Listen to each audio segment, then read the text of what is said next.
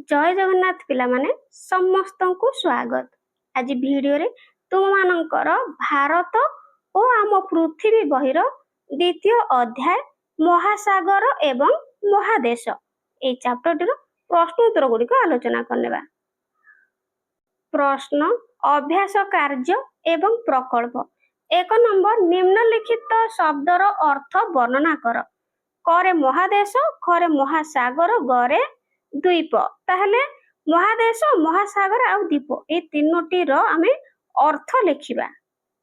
प्रथमे पिला माने करे महादेश पृथ्वी पृष्ठरे थिबा एक विशाल तथा निरंतर विस्तारित स्थल भाग बा भूखंड को महादेश कुहा जाए। मने रखिबो परीक्षा रे एगुडी को क्वेश्चन आसीबो निश्चित भाबरे। आउ थरे कहूची महादेश हेउची पृथ्वी पृष्ठरे थिबा एक विशाल तथा निरंतर विस्तारित स्थल भाग बा भूखंड को महादेश कुहा जाए। उदाहरण स्वरूप एशिया, आफ्रिका इत्यादि। नेक्स्ट महासागर। ताहले महासागर हेउची पृथ्वी रे देखा जाउथिबा बृहत्तम एवं परस्पर सह संयुक्त विशाल लवणाक्त जलाशय को महासागर कुहा जाए। उदाहरण स्वरूप प्रशांत महासागर।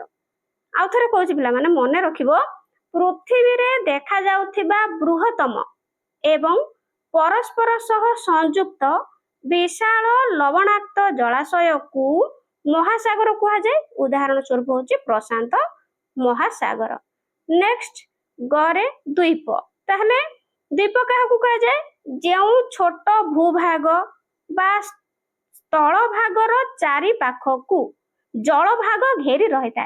ताहले जेउ छोट भूभाग बा स्थल भागर चारि पाखकू जल भाग घेरी रहिता ताहाकू द्वीप कुहा जाए। उदाहरण स्वरूप ग्रीनलैंड आउ श्रीलंका। बुझिला? मने रखियो भलो भाबरे। परीक्षा रे निश्चित भाबरे एगुडीको क्वेश्चन आसीबो, भेरी भेरी इंपोर्टेंट अटे। 2 नंबर आस चित्र आंकिबा। ताहले चित्र अंकन करिबा। एही अध्याय रे थिबा मानचित्र गुडी को न देखि एक कागज रे महादेश गुडी को अंकन कर एवं से गुडी को रंग दियो। ताहले पिला माने एही अध्याय रे बहुत मानचित्र अछि, तो से गुडी को न देखि कि तुमे सादा कागज नै कि से महादेश गुडी को अंकन करिवो आ रंग देबो। तापर एही अध्याय रे दिया जायथिबा महासागर एवं महादेशर मानचित्र सहित तुम चित्र को तुलना कर। ताहले तुमे माने एठी निजे करिवो पिला माने तमे चित्र भलो करिया पई कि आउ महादेश गुडी को तुमे मने रखिया पई ए क्वेश्चन टे देछि, तेनु तुमे माने चित्र अंकन करिवो आ बही सहित मैच करिवो। बुझियला? तो ए गुडी को तुमे करिवो। 3 नंबर आस करिबा। निम्न रे दिया जायथिबा पृथ्वीर रेखांकित मानचित्र रे महादेश ओ महासागर गुडी रो नाम लेख। ताले तळे चित्र देछि, रेखांकित चित्र जहा कि पृथ्वीर देछि, एथिरे कोन करिबा ना महादेश आउ महासागर गुडिक रो नाम लेखिबा। ताले मु एठी लिखि दउछि, तुमे माने लिखि नेबो। एई चित्र रे देखो पिला माने महासागर आउ महादेश गुडिक रो नाम सब लेखा आइछि, तुमे माने निजे लिखि नेबो। बुझियला? मने रखिबो। नेक्स्ट आगु को जिबा। निम्न रे दिया जायथिबा तथ्य अनुसार ग्रिड को बंधनी मध्य दिया जायथिबा इंग्राजी शब्द को व्यवहार करी पूरण कर।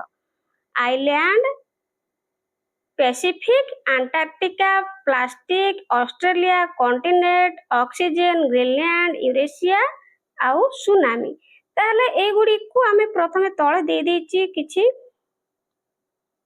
अंचल आउ बामरु डाहाण को आउ तळु ऊपर तळ को हैला। तो ए गुडी को आमे प्रथमे जानिबा इंग्रजी रे, तापरे आमे तळे एटा को पूर्ण करिबा। बुझिला? तो एटा को आमे कोन करिबा पूर्ण करिबा। आगे जानिले सिना पूर्ण करिबा, तो प्रथमे ए गुडी को जानि नेबा, तापरे आमे पूर्ण करिबा। बुझिला? तो देखो समग्र अंचल रे एक रे देछि समुद्र रु प्रचुर परिमाण रे उत्पादित हुए। ताहले कोन उत्पादित हुए पिला माने? ऑक्सीजन उत्पादित हुए। तेनु लेखिबा प्रथमे होछि 1 नंबर हे जिवो ऑक्सीजन हैला। ऑक्सीजन। नेक्स्ट 3 रे देछि भूखंड रो एक विशाल विस्तृति। ताले भूखंड रो एक विशाल विस्तृति हे जिवो कॉन्टिनेंट।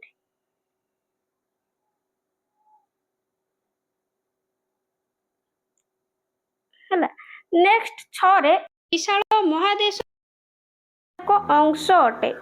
ତାହେଲେ ଏଇଟା ହେଇଯିବ ପିଲାମାନେ ୟୁରେସିଆ ହେଲା। ଲେଖିବା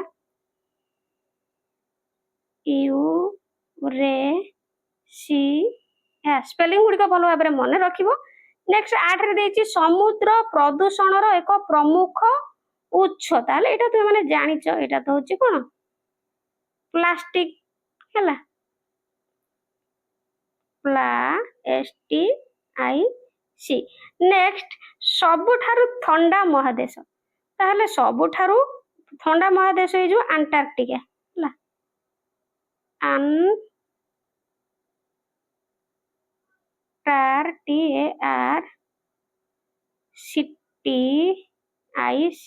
ଆଣ୍ଟାର୍କଟିକା। ତ ଏଗୁଡିକ ଆମେ ବାମରୁ ଡାହାଣକୁ ଜାଣିଲେ ନେକ୍ସଟ ତଳକୁ ଖସି ଯାଆନ୍ତୁ। ତ ଏଇଠି ଉପରୁ ତଳକୁ ଜାଣିବା। 2ରେ ଦେଇଛି ପୃଥିବୀର ସବୁଠାରୁ ବଡ ଦ୍ୱୀପ।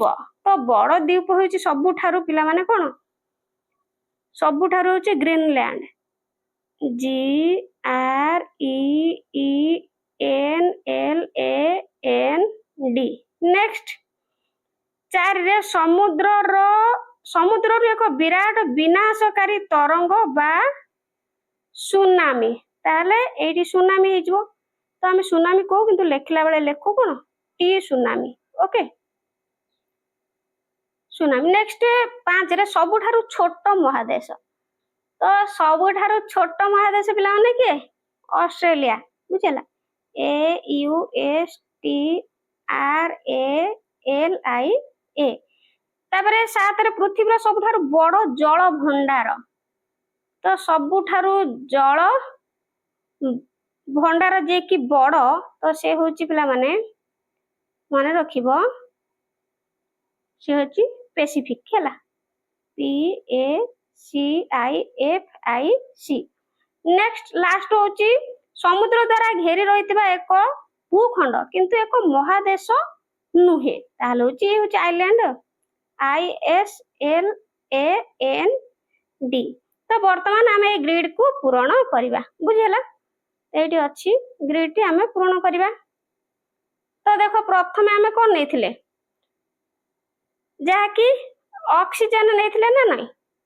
ତେଣୁ ଏଇଠି ଲେଖିବ O ହେଲା OXYGEN ଅକ୍ସିଜେନ ହେଲା। ତାପରେ ନବା କଣ୍ଟିନେଣ୍ଟ CONTINENT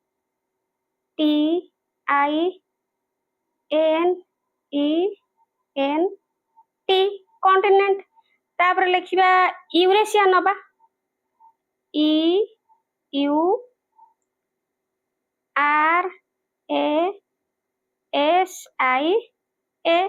ଏମିତି ତୁମେ ମାନେ ଲେଖିନେବ। ତାପରେ ଆଗକୁ ପୁଣି ଲେଖିବା। ତ ଏଇଠି ଲେଖିବା ପ୍ଲାଷ୍ଟିକ। କଣ ଲେଖିବା ପିଲାମାନେ ପ୍ଲାଷ୍ଟିକ PLASTIC। ତାପରେ ଲାଷ୍ଟ କୁ ଲେଖିବା ଆଣ୍ଟାର୍କଟିକା ANTARCTICA।